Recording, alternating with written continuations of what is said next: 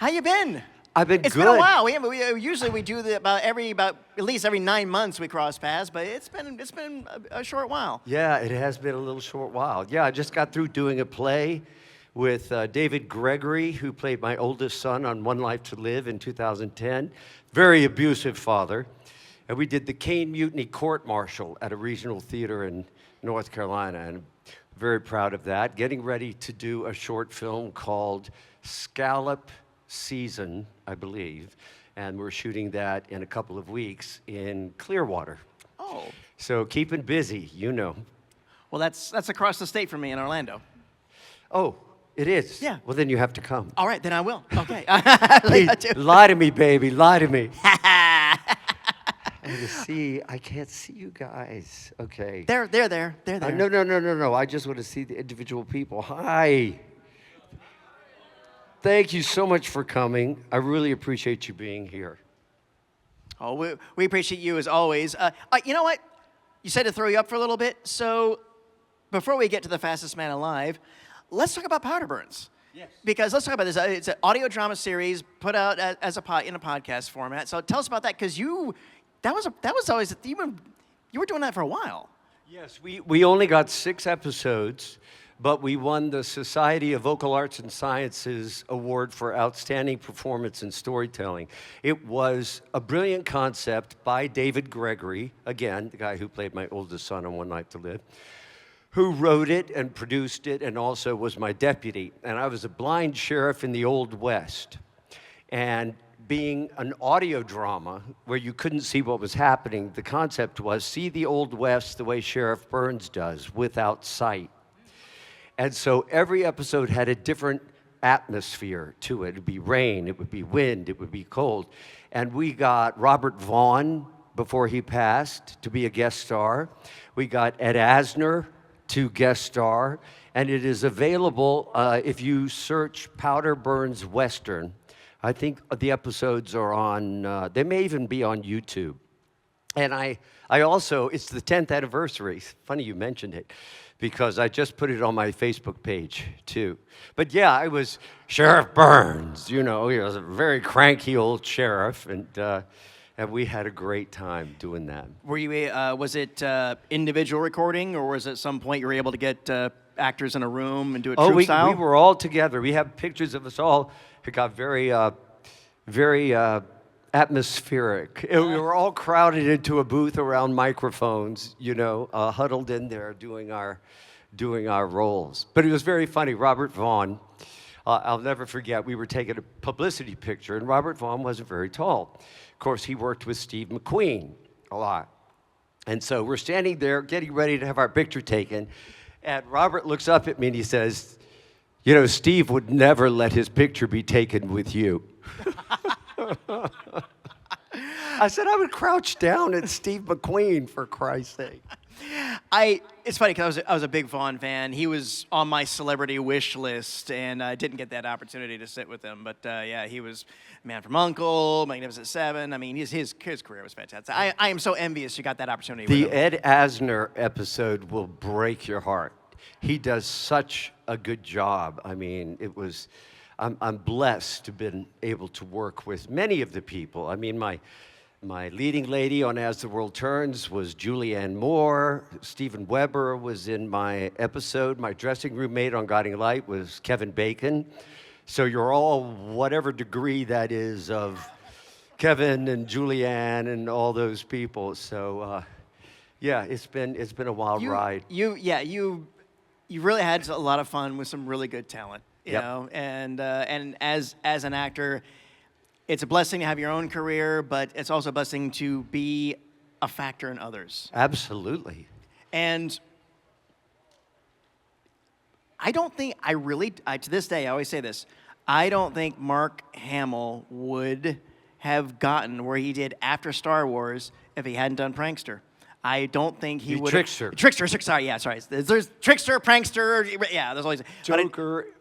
all those. This or that. But if he hadn't done that part in the original series, I don't think he would have gotten Joker. I don't think he would have done the anime I think he knew that, because the original concept for the original series, which has now just been put out on Blu-ray, 4K upreses, which I have at my table, And it looks amazing. I'm seeing things I've never seen before. But I was very stiff in the suit at the beginning because in 1990, it was a very different animal getting into a superhero suit than it is today, or even 2014. And so I did, I didn't want to talk. I was very stiff. Well, Mark called the production office. CBS wanted a crime drama with speed. I think the first idea was have me in a red tracksuit with wings on my tennis shoes. Yeah. As hard as the suit was to work in, I'm glad we didn't go that route, But they didn't necessarily want supervillains, until Mark Hamill called and said, I want to do the trickster. And then suddenly, it's like we had supervillains. And then we had an array of guest stars: Angela Bassett, Bryan Cranston, Jerry Ryan, Michael Champion, David Cassidy, and it just went on and on and on. The multiple Emmy Award-winning casting director, April Webster. I will always be grateful to her. When I was reticent, she said, just read Danny Bilson and Paul DeMeo's 90-minute treatment. And I found out that it was a human element, that there was this guy, unblessed son of a cop family, where real cops worked the streets, like my older brother, but I was in the crime lab, so that my mom might not have to be afraid that all of her men might not come home that night. And I had made my peace with it, but Emmett Walsh, the great Emmett Walsh, who played my father, he was always making fun of me. It's like I'd go out on a call, my beeper would go off, and Priscilla Pointer, Amy Irving's mother, who played my mother, she would say, be careful, Barry. And Emmett would go, what's he got to do, stub his toe on a footprint? So I tell Grant, I gave you a lot easier time than Emmett gave me. And it was a great performance because, yeah, there was scorn. I remember scenes where like, I'm a cop, and it was like, in a lab coat. In a lab coat. Yeah, and it was under his breath. It was like, he wasn't telling it to IQ. It was for them. And that one point when you finally just like, don't you ever think this way too? And then Emmett broke down. Is it Barry? I'm sorry, I don't understand this, what you do, because he's old school, trench coat. He's like, say, we need to go out there, we need to crack some skulls and everything else. And you're like, no, Dad, I need to do it like this, because this is going to get us to the truth. Right. And I was CSI before CSI was cool. Yeah. That's how I look at it. But it was amazing because the Barry-Henry relationship mirrored the John Wesley-Emmett Walsh relationship. I had to earn Emmett's respect, And I remember one thing that I loved about the original Flash was that as soon as I got the powers, I wanted to be rid of them. I didn't want to know from them. I was happy working in the crime lab. I didn't want to be Hugh Hollywood hero, which I wouldn't have liked. And then my brother's killed, and then I decide to take the powers and find a suit and strike fear to the hearts of the motorcycle gang. And I suddenly have these powers, and we're standing by Jay's grave, my brother's grave. And I tell my dad, I'm going to get those guys. And Emmett said, haven't I ever taught you, Bear, not to point a gun unless you have a bullet in the chamber? And I said, I have the bullet. But I couldn't tell him. It would make him so proud. And after that scene by Jay's tomb, my relationship with Emmett changed. Yeah. And I was so happy to be able to work with him. It's a wonderful cast, and Amanda, of course, beautiful. I mean, if you're going to have somebody read Technobabble, all the stuff she had to memorize, all the technical stuff, she was the only one in Starlight.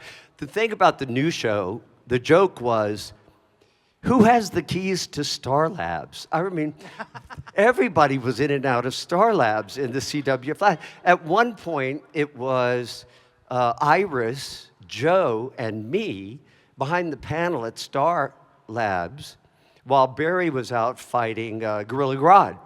And I'm like, what does it have, an access code? And we just punch in and anybody can come to Star Labs? Well, Amanda was Star Labs, but if ever you wanted a voice that was so yummy, saying that would make technobabble interesting, it was Amanda Pays, you know? And her character pointed at the door that we never got to go through in the series, but she's writing a letter to Carter Hall. Yep. Hawkman. Yep. In which we as fans knew, and so that basically told us, okay, we may see more. Yes. Which unfortunately we didn't, but you know. Yeah, we but would have we're started we're so second glad what we season got. with the Rogues Gallery. That was their plan. But we were the most expensive show Warner Brothers, I'll tie this up really quickly, most expensive show Warner Brothers had ever done for television at that time. We were always way over our budget because we didn't have CGI. It was live action practical effects.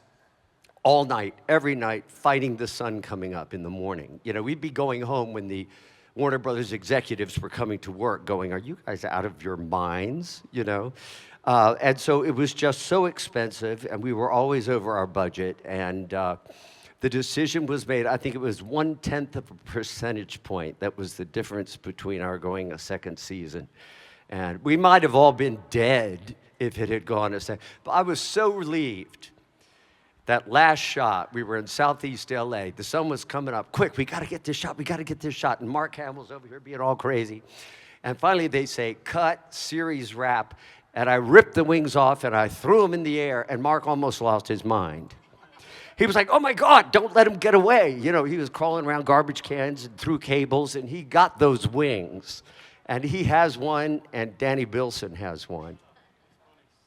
Yeah. Nice, nice. Talk a little bit, because I know the costuming was, you know, it got better. It got better. Oh, one thing I always wanted to ask, for Pollux, when he played a clone speedster, like him, little, it wasn't necessarily evil, just he was unknown to the world, but used variously. Was that just the same costume painted blue? They took one of the 4 suits. They built 4 suits in 1990, designed by an Oscar winner and built by Bob Short, Beetlejuice. And both suits, Grant's suit was designed by Colleen Atwood, by an Oscar winner. So we had quite the pedigree for our suits. But they took one and they flocked it with a blue material. And the reason it looked so good was because they only used it once. In that one episode. I'd have that thing on. And in 20 minutes, you could wring me out. They would pull my gloves off and turn them upside down and empty the sweat out. They finally came up with a vest like race car drivers wear. If you've heard this story before, I apologize. I tell people I only have so many answers before I start making stuff up. But like race car drivers wear. And in between scenes, when the director would notice that I was sort of, you know, listing to the left and I wasn't really hearing what he was saying, they'd put me on a lean board, and they'd take the hose out and plug me into an ice chest, circulate ice water through the vest to bring my body temperature down. And there were all kinds of challenges, like they couldn't clean them.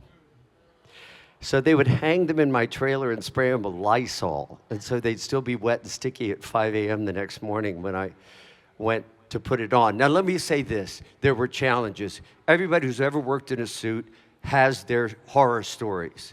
But I'm not up here whining because I could have avoided the whole thing by turning down the part. And 35 years later, and this September 20th is the 35th anniversary of the OG Flash. And it has rolled out into a series of roles across 3 different networks that I never imagined would happen.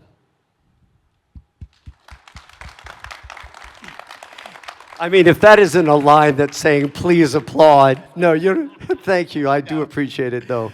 And like I said, it had that moment, and it was way back when. And when did it blip on your radar that, hey, we're thinking about making the flashback? And was it like, oh, maybe they'll give me a cameo, maybe they'll give me a bit part, but when they offered you the dad role, what was that like? Well, I had been the only live-action Flash. Hi over there.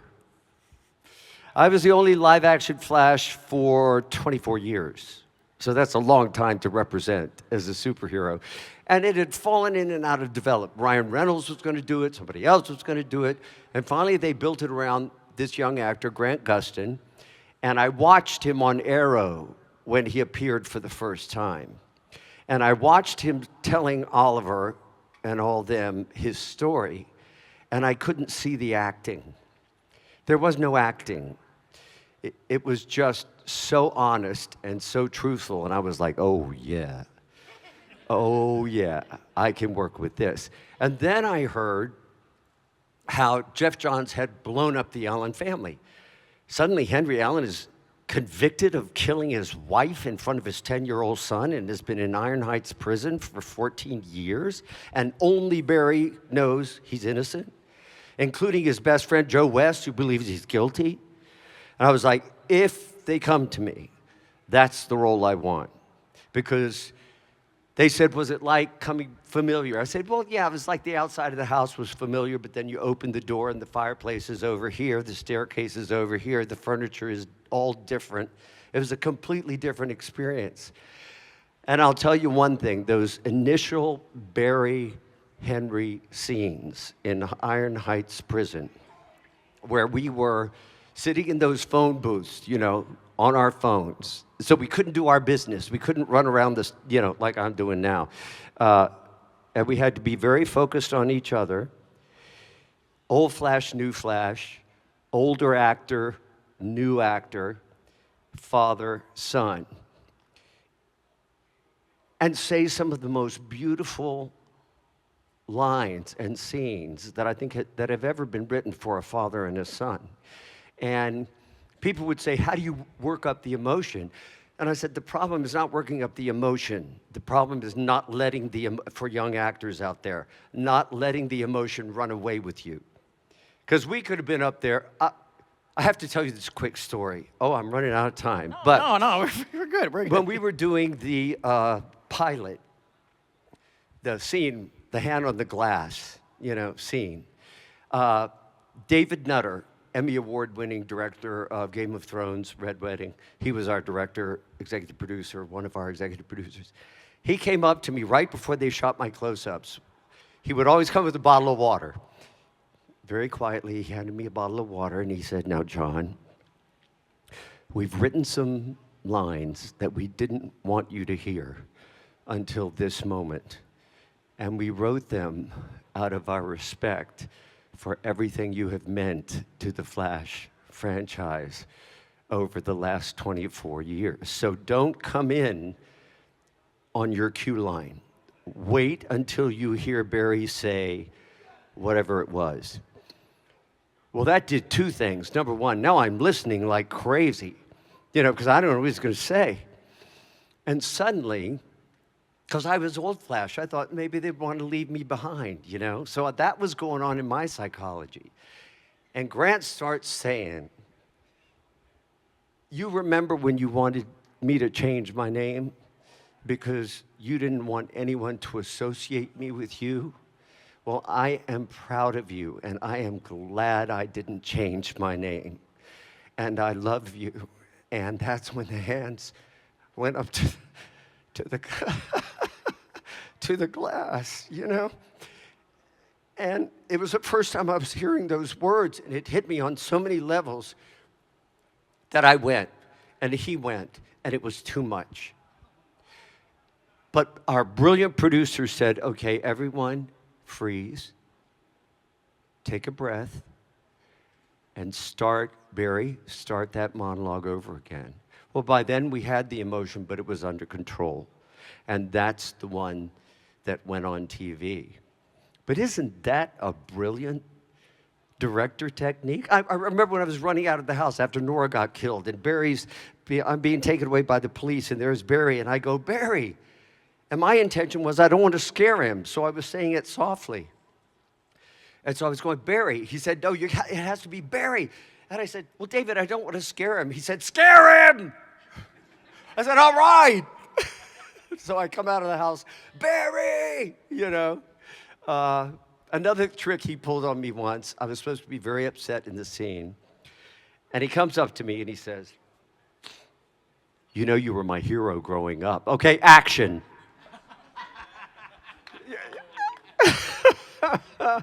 I mean, good director.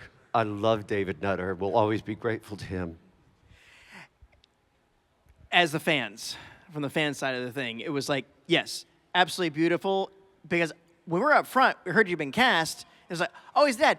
Oh, okay. I was like, what? He's, well, I was hoping he would show up as Jay Garrick. I thought that would be just natural. Like, yeah, should have been. It's like, and we just all collectively thought, well, that bridge has been burned and everything else too. And then Teddy was wonderful. Teddy was wonderful as the character he was revealed to be, but playing it on up. And I think you were in the dark too, but I believe you found out by accident, as I recall. I figured I'd get 1, maybe 2 seasons as Henry Allen, for which I would have been very grateful, given the depth and the way that Greg Berlanti said that Henry Allen was the heart of the show. And that those scenes, big special effects, CGI, all this happening, wonderful music, and then suddenly everything gets quiet, everything gets dark, and it's just me and Grant sitting there looking at each other and telling the truth. And what was your question? When you found out that you get to wear the helmet. Well, I thought this is going to be it. I'm doing 4 episodes at the end of season 2. Great. This is the end of Henry Allen, and I'm happy. I'm great. I hope it's a good story. So I go to the wardrobe lady, and I'm trying on this ripped up brown prison suit. Well, I'm already out of prison. And I'm like, okay, this must be some kind of strange flashback. And then Kate Maine said, of course, you'll be fitted for the iron helmet separately. And I'm going, the iron what? And she said, oh my God, you don't know? She said, I didn't tell you.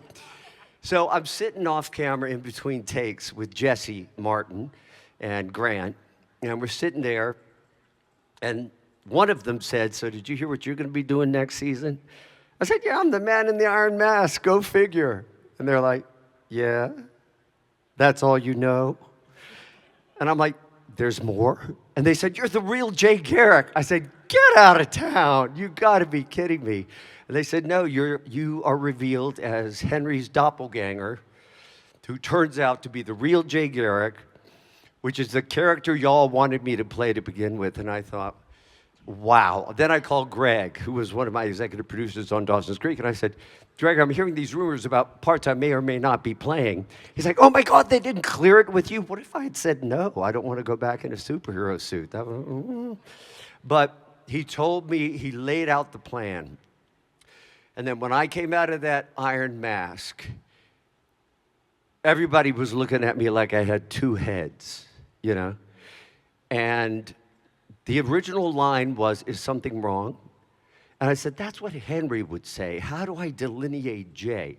So I changed it to, I'm looking at everybody, and then I look at Grant and I go, what? You know? And then we go through it. And then we have that wonderful scene where I snatch him out of the Speed Force and I say, yeah, it looked like your dead dad. Sorry about that. But here's the deal. What kind of hero are you going to be? Are you going to change the timeline every time you have a fight with your girlfriend? You know? We're not gods, we're men who for some reason have been given extraordinary abilities. And may I say this, if there's a trap in superhero entertainment, it's waiting for a superhero to come down with extraordinary abilities. When each person in this audience has extraordinary abilities, and we have to be superheroes in our own lives and in our own communities. And I think that's part of the attraction of superhero entertainment, you know?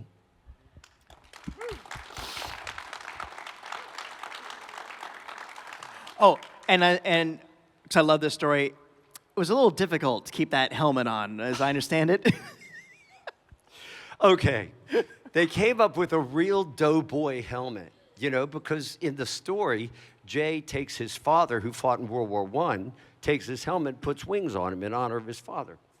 So they came up with this antique World War I doughboy helmet, soldered wings. I think the first time I held it, I dropped it. You'll notice in one of the shots, there's like a little dent in one side. After that moment, at the end of every scene, they'd go, cut. Thank you, Mr. Shipp.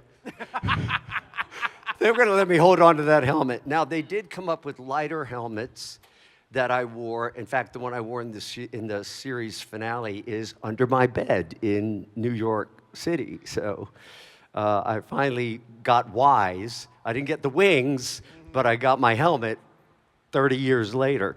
September 20th is the 35th anniversary of the OG Flash. I just want to mention that. No, absolutely, absolutely. So,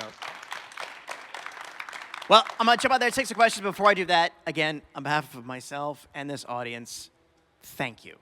Thank you for your talents and your professionalism and the performances you brought to this franchise and your entire career.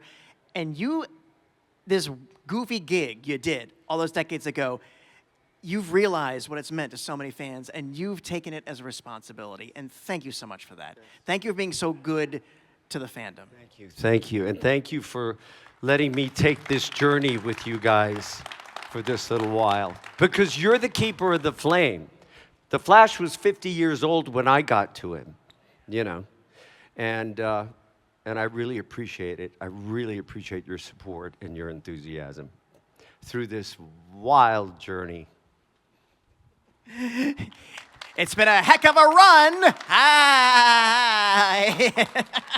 So, all right. I'm just going to come around and I'll just start taking it. The way I do it is I kind of like swoop around. So I'll take a question from that side, then the back, and go through. So we'll start with this fellow here. Hi, what's your name? My name's Mike. Hi, Mike. What you got? I was just wondering, excuse me, after The Flash ended after one season, you've obviously went on to do many different things, but was there a concern when you found out the series was ending after one season that you weren't, or be typecast as a superhero or anything like that? You know, I learned a lesson from Christopher Reeve. He was asked the same thing. Are you concerned that you were typecast as Superman? He went, no. He said, it's allowed me to do so many other things. He did Broadway plays. He did so many, Somewhere in Time. You know, it's given me the opportunity. The next year, I was on Broadway doing the Tony Award-winning play on Broadway, Dancing at Lunasa. Oh, another thing. Okay, I got to tell you this real quickly. Grant and I, forgive me for those of you who already know this, were both born in the month of January, four days apart. We were both born in Norfolk, Virginia. He was born the year I was first doing The Flash, okay? He used that to psych himself up during the auditions. It doesn't stop there. After I got done with The Flash, I went to Broadway to do Dancing at Lunasa. After he got done with The Flash, he went to do Water for Elephants. Our theaters were across the street from each other. I mean, he and I marvel at how it just continues to go. You know, I took a picture of my old apartment on West 85th Street. Soon I hear from Grant, that picture you took, did you used to live there? I said, yes. He said, I lived one block over when I went to New York to do Water for Elephants. I said, man, this is cosmic, you know. It was really, really special. Great way to start us off with. Thank you. That's for you. All right, yes. So, anybody got one over here? Yeah. Hey, what's your name? Charles, Charles, what you got, Charles? what was it like when you had to say goodbye to being the Flash on CW during the Crisis event as the Barry Allen who gave his life?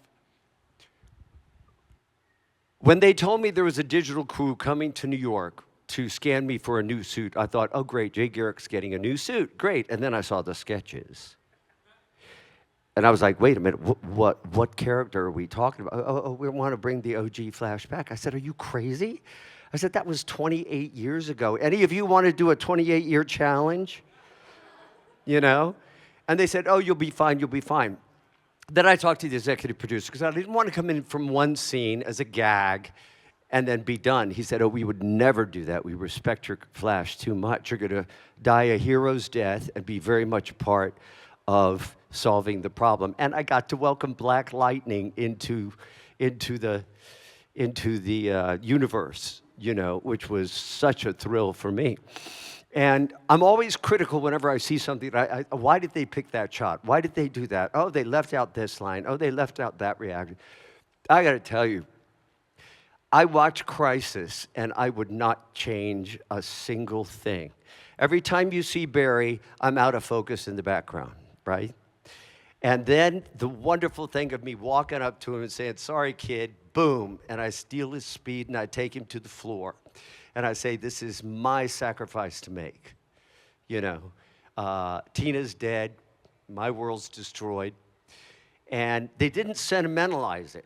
Then I got to welcome Black Lightning, And then I had a fight with Cisco about letting me on the treadmill. Do you want your friend to die?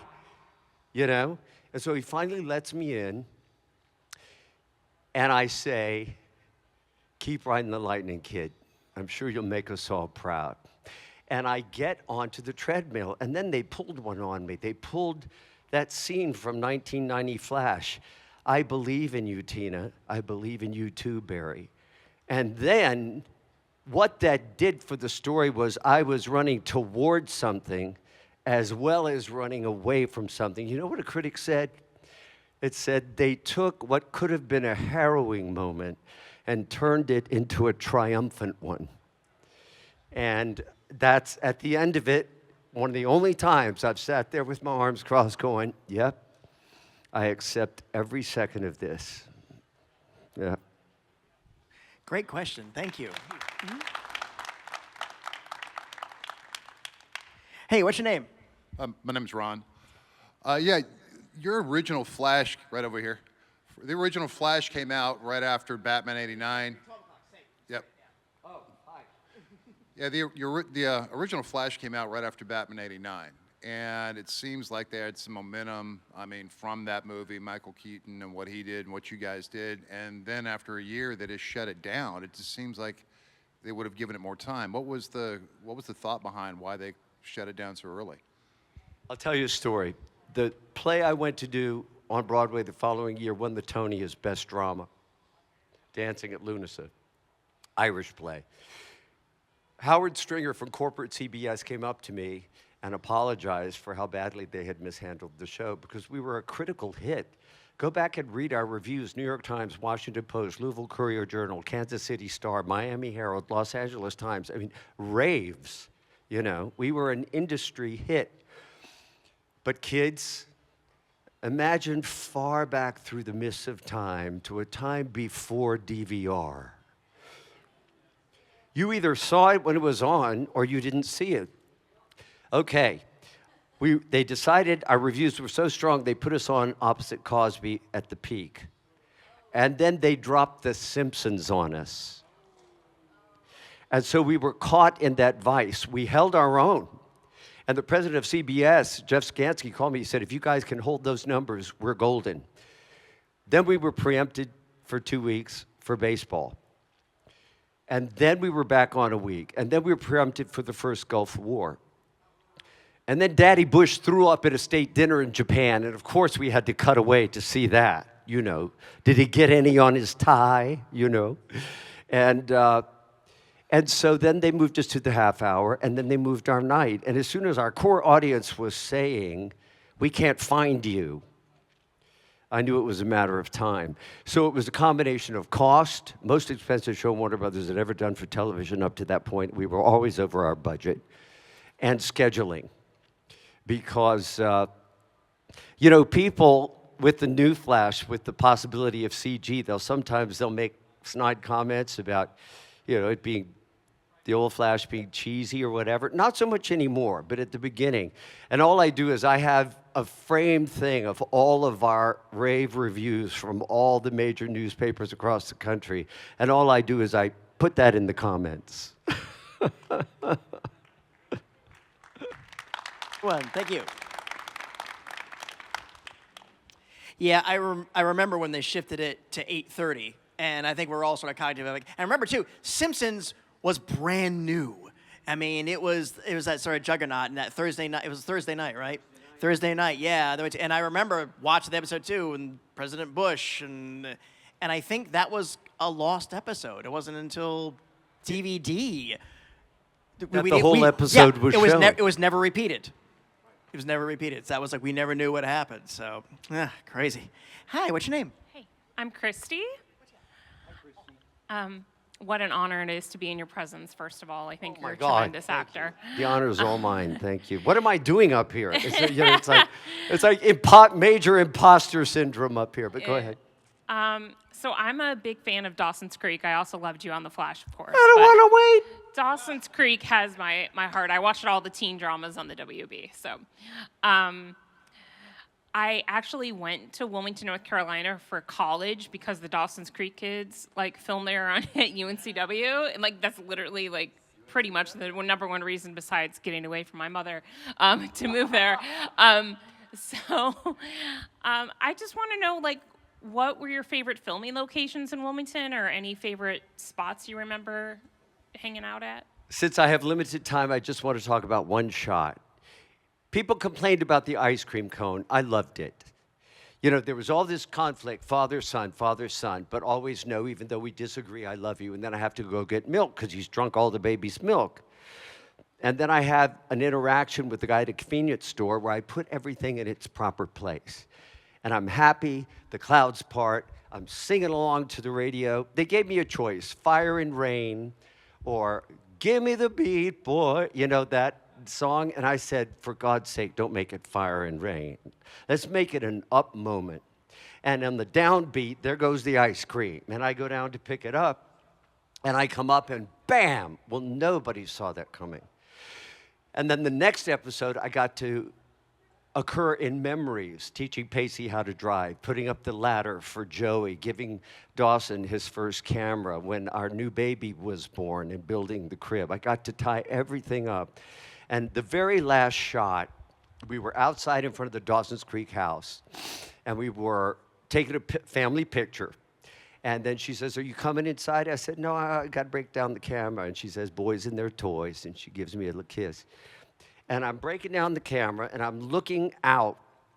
The house is behind me at this gorgeous scenery and the creek, which was a character in the show.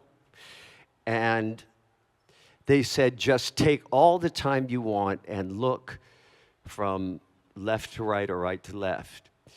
And while I was doing that, the director had the camera going in the opposite direction. So all the background was going in a disoriented.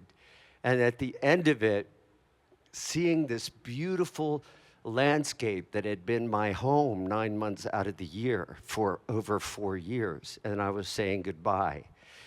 And then I just kind of smile and do a little laugh and head into the house. And the camera, without cutting, follows me into the house and then up to the sky.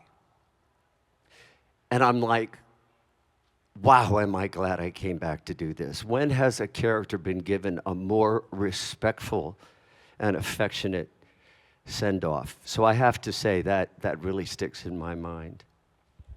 Great question. Thank you. Yes. Really, these questions are good.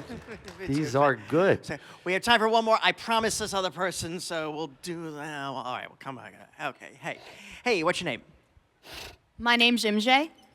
I can't see you. Okay. The girl hi. with the shield. Hello. Hello. So what is the weirdest thing anybody has ever asked you to sign? Like, what is, like, the most insane thing? Oh, boy. Well, there was this one time in Wilmington when they were doing, all these young couples were doing a scavenger hunt. And they were trying to get different things. And so the doorbell rings, and people come into my house. It's a beautiful house on a golf course. And they come in, and there was a very pregnant woman. And she asked me to sign her stomach. And I said, no, ma'am. I said, there's no way I'm going to do that to your baby. And so then the guy turns around and goes, sign my butt. John Wesley Shipp.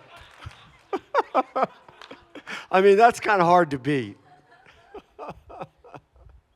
I don't think we allow that at GalaxyCon.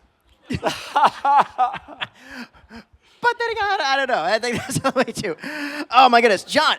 So you mentioned I can't do that anymore. I used to always hop down and walk out there, but then once I got stuck halfway up, and I thought that's not a good look for the Flash. So maybe I better. That was it. So you're gonna do that short film. Anything else on the docket besides that? That's it. I will be in Des Moines. I will be in. I've got like 5 more conventions, possibly Wales again, which I've done before. conventions are wild. I've done Lima, Peru, Santiago, Chile, Ecuador, Quito, and another city, Mexico City, Paris, Dublin, London. I mean, believe me, in 1990, it was not the case. It was like getting ready, taking all your clothes off and getting ready to dive into an ice pond. And then when we appeared for our premiere at Hall H at San Diego Comic-Con in 2014, 180,000 people take over the town. Jesse Martin and I step out on a balcony, and a cheer goes up. And Jesse says, "We haven't done anything yet, you know?" And it's like, you guys were ready for us. And you were lifting us up, you know? When they announced I was going to be on the show, the support that I got. When they announced who I was going to play. When they announced I was going to be Jay Garrick. I mean, when I showed up in the original Flash suit, for the first time, I was so nervous because the whole cast was there.